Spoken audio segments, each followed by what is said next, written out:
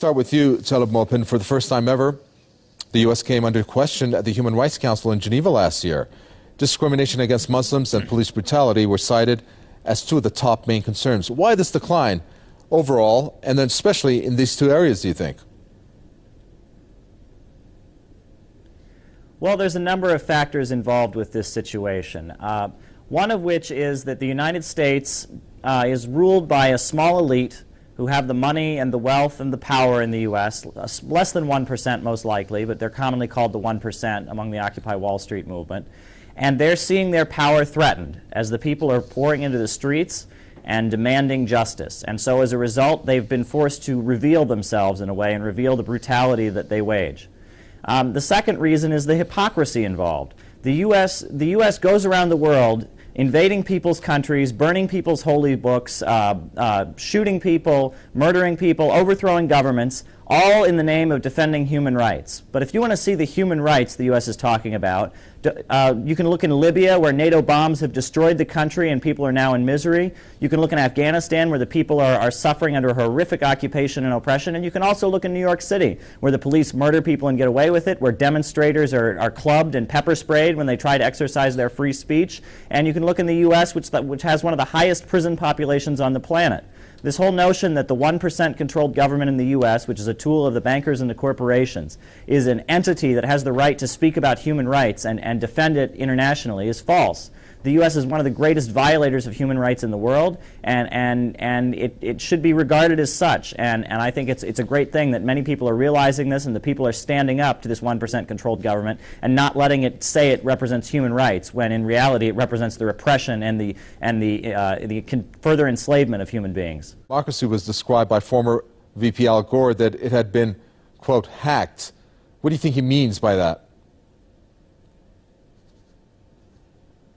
Well, I don't know what Al Gore means by democracy, because when Al Gore was in office, he was just another continuer of the policies we're seeing now. He carried out imperialistic intervention in Serbia and elsewhere. But I will say this, one of the most striking things about this massacre that went on in Afghanistan is this is the future that the U.S. has to offer the next generation. It doesn't have jobs for the next generation of youth. It doesn't have education. Education's being cut. But the military recruitment is there, and they do have the opportunity for young people to be sent to other countries abroad, to be put into situations and to be trained to be murderers and to be killers, like this has happened. I mean, this is a continual policy of repressing people, and the only option left for young people is to not be educated, to not have a future, but instead to join the ranks of an army being sent around the world to make sure other people don't rise up against the same conditions that are being faced by working people across the U.S. It is very frustrating and very shocking, and the fact that young people, it's so crazy that all our lives in the U.S. we're taught the U.S. is a great country because there's democracy and there's freedom and people are allowed to express themselves. But a generation right now tried to actually use that freedom, and they poured into the streets, and they're seeing what this freedom actually means if you ever try to use it. The 1% government that runs the U.S. has never been a democracy. It has always been a dictatorship by the super rich who control the banks, the factories, the media, the school system, and they've utilized all of the wealth of this world in order to make more and more money for themselves. And now people are revolting, and what Occupy Wall Street, what we're starting to understand is that the people in Afghanistan fighting against the United States and fighting to liberate their country, the people in Libya fighting against the NATO occupiers, they're our allies. They're our allies in a global class war against these bankers and these corporations. And we need the working class in the U.S., not just the radical youth, but all of the working class in the U.S., the people who are being laid off, the people who are having their homes foreclosed. We all need to join in a global struggle against these bankers and these corporations. Because ultimately, the bankers and the 1% that Occupy Wall Street is fighting against are not just the enemies of people here in the U.S., they're the enemies of people all over the world. It is the U.S. and the corporations that are causing poverty throughout the world, and it is the U.S. and the bankers and the corporations that are threatening wars, that created and backed the State of Israel, and which is repressing and brutalizing the Palestinian people. And ultimately, if we want to see change, there needs to be a global alliance between workers and oppressed people in every corner of the globe, standing up to this 1%, engaging in heroic actions like Occupy Wall Street is engaged in, where we take over buildings, we refuse to let system continue as usual, we confront the police, we confront the state, and we ultimately call out and we say we are the 99%, not just the 99% in the U.S., but the 99% of humanity against a small ruling elite who does nothing but owns, while the rest of us produce all of the wealth of this world. Sal Landau talked about the Patriot Act. Of course, you're familiar with the NDAA bill. He also talked about that, authorizing arrests without just cause. And then you have this Federal Restricted Buildings and Grounds Improvement Act, which restricts gatherings and protests at special public places. What are we looking at here? I mean, these are examples of violations of the First Amendment. What happened to the First Amendment? What's happening with the Constitution? Well, it's interesting that all of the things you described are being used to allegedly protect people from terror. But let's think about who the U.S. has considered to be terrorists in the past. Nelson Mandela, when he waged a struggle against the apartheid government in South Africa, was called a terrorist by the U.S. government.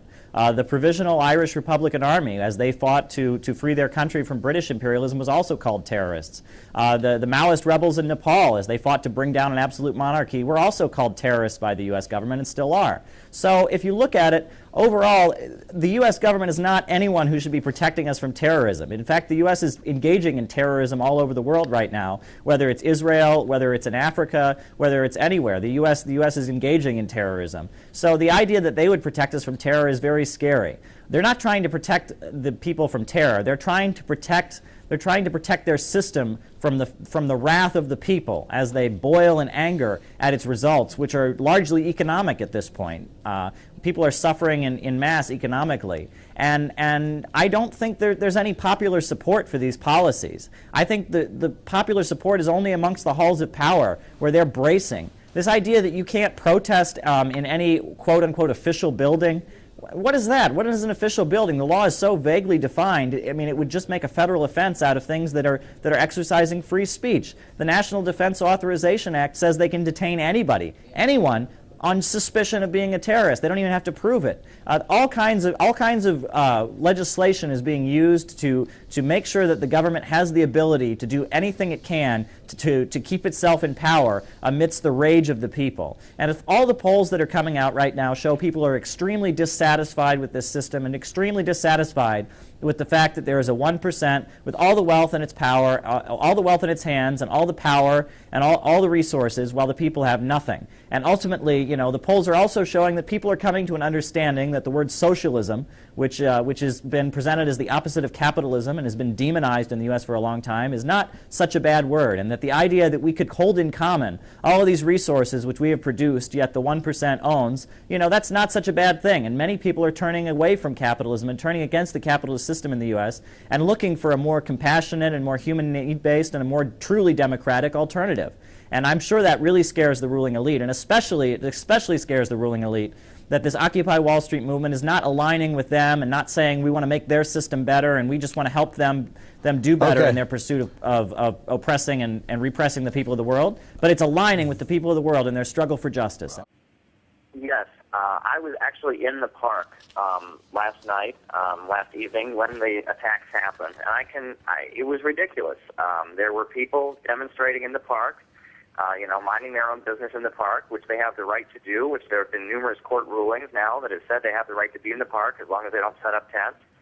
And the result was the police declaring the park to be closed arbitrarily and going in and acting extremely violently. At one point, there was a woman having a seizure on the ground, and the police kept her in handcuffs. There were trained medics who ran up to try and help the woman and were blocked by the police.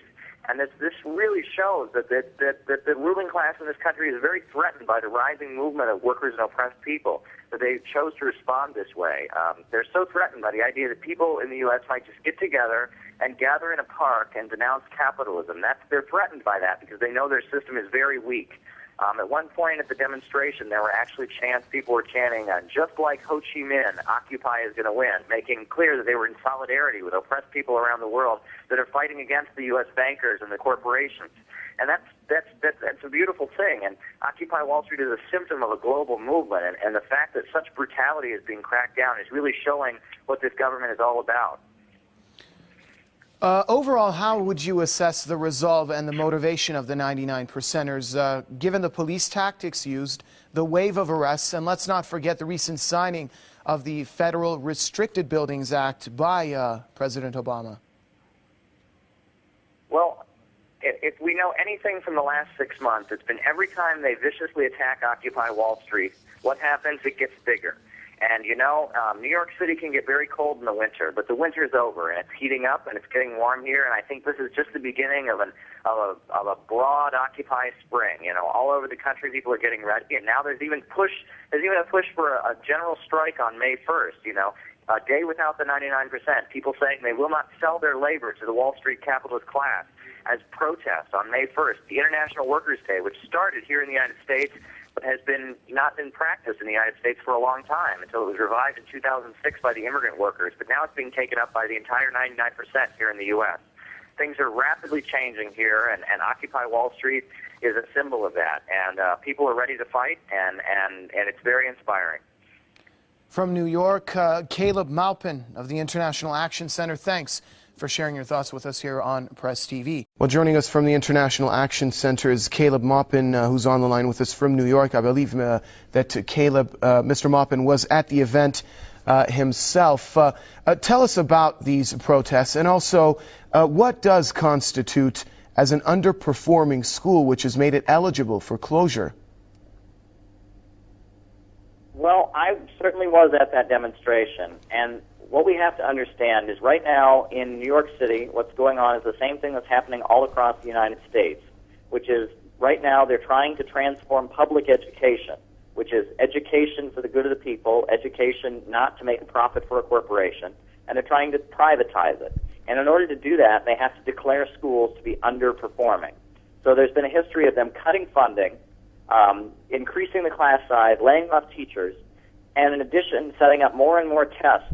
So teachers are constantly having to teach the tests as a way to constantly have schools perform poorly on these tests. It's like they're setting, it's a planned failure. They're setting these schools up to fail on tests so that they can then say, see, they're underperforming, and then privatize them in order to then have what are called charter schools, which are schools run by private corporations, where a private corporation is paid per student in the school. And that way, you know, banks and corporations can make money off of education, and education can no longer be something for the good of the students so they can get an education and learn and contribute to society, but instead be a for-profit industry, just like everything else in this capitalist United States. Mr. Maupin, can you, in the broader picture, elaborate on what the aim of this educational reform program for New York educational facilities is? It's very simple. Right now, capitalism is in an extreme state of collapse in the United States. They can't make money off of the things they've been using to make money off of. So the things that are held in common, the things that are just public, like water, like even air, are being privatized. Among them right now in the U.S., for example, there's also private prisons. You know, there are prisons where corporations get paid for the number of people arrested for crimes. Well, now education is another part of this battle where they're trying to privatize things, trying to turn schools, which are public institutions funded by taxpayer dollars so that children can get an education and be able to work and contribute to society. They're trying to take those and turn them into a profit-making mechanism so that profits can be made for corporations. And in the process, they want to destroy the teachers' unions. They want to make it so teachers are no longer paid highly, and instead teachers are low-wage workers, just like in every other sector of society. It's part of a war on the working class here in the United States, where they're trying to privatize everything, turn everything into something they can pay the lowest wages possible for and make the most profits for some bank or corporation. From the International Action Center in New York, Mr. Caleb Maupin, many thanks for sharing your thoughts with us here on Press TV.